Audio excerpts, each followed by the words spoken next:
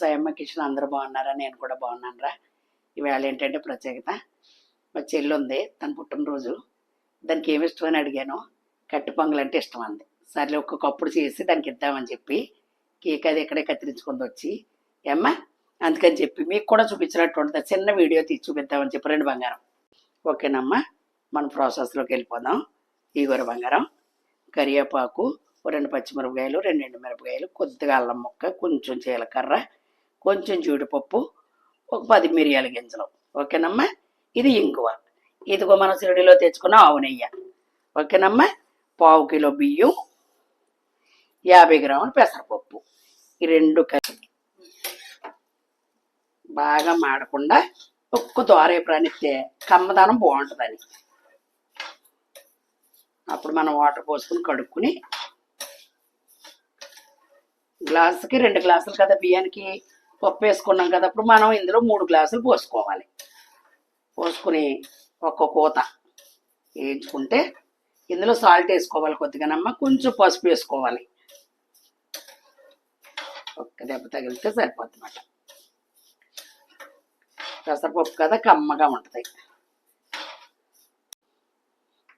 ఓకేనమ్మా, కడుక్కున్నాను చక్కగా 3 సార్లు కడుక్కోండి. పప్పు ఉంది కదా, ఒక్క గ్లాసు బియ్యానికి 2 గ్లాసులు నీళ్ళు. ఒక్క గ్లాసు పప్పు వేసుకున్నాక పెసరపప్పు 3 గ్లాసులు పట్టేస్తాయి. మీకు పలుగ్గా కావాలంటే ఒక కూత, కొంచెం మెత్తగా కావాలంటే 2 కూతలు వేయించుకోండి. ఇందులో పసుపు, కొంచెం ఆయిల్ వేసుకుంటే అన్నం అంటుకోదన్నమాట. అంతే, పోపులు వేసుకోకలేదు, ఇందులో చాలు పసుపు వేసుకుంటే.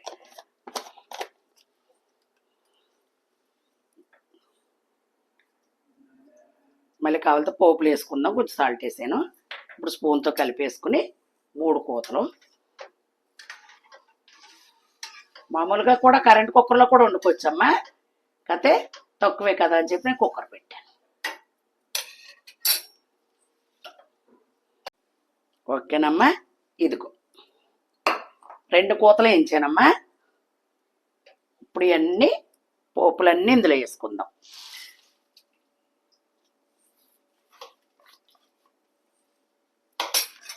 మామిడి పళ్ళు కాలం కదా, చాలా భయంకరంగా ఈగలు దోమలు.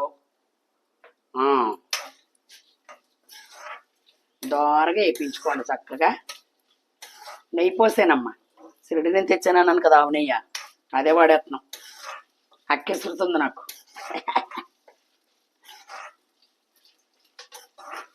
రోహిణి కదా, నిలబెట్టేస్తుంది ఎండ.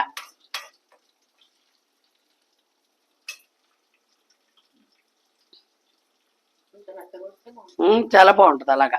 పొత్తులాగా ఇష్టం కొందరికి, కొంచెం మెత్తగా ఉండటం ఇష్టం కొందరికి. సాల్ట్ కూడా చూసుకుంటాను, చాలా పొద్దుడు పోపులు వేస్తాను. కొంచెం ఇంగు వేసుకుందాం అమ్మా, అంతే.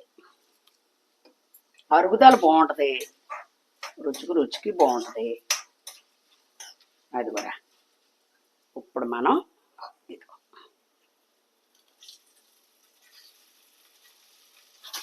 పసుపు ఎందుకు వేయమన్నాను, మొత్తం ఇలా కలవడానికి. పోపులు వేసుకుంటారు కొందరు. 1/2 కిలో అమ్మిది రైసు.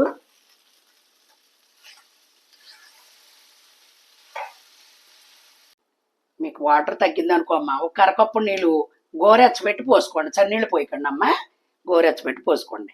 నాకు కొంచెం ఉప్పు తగ్గినట్టు అయింది. ఇది ఎంతో కదా, అది చిటికడి వేస్తున్నాను. ఫ్రిడ్జ్లో పెట్టాను. ఇదిగో నెయ్యి, ఆవు నెయ్యి తెచ్చానన్నాను కదా సిరిడి నుంచి. ఇదిగో అంతే. వేసవకాలం కదమ్మ, తావత వేసేస్తుందని సమానంగా వేసాను. అయినా కూడా 50 గ్రాములు వేసాను. 1/2 కిలోకి 50 గ్రాములు వేసాను. అంటే కేజీకి 150 గ్రాములు పడుతుందమ్మా. అది కూడా బంగారం కరెక్ట్గా సరిపోయింది. పొయ్యి కట్టేస్తున్నాను, చాలు.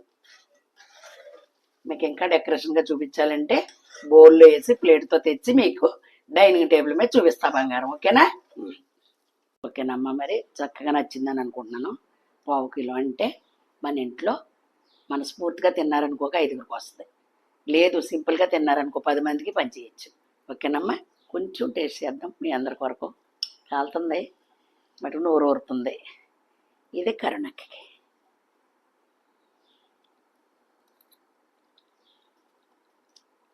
చాలా బాగుందిరా, అలా చేసుకోండి.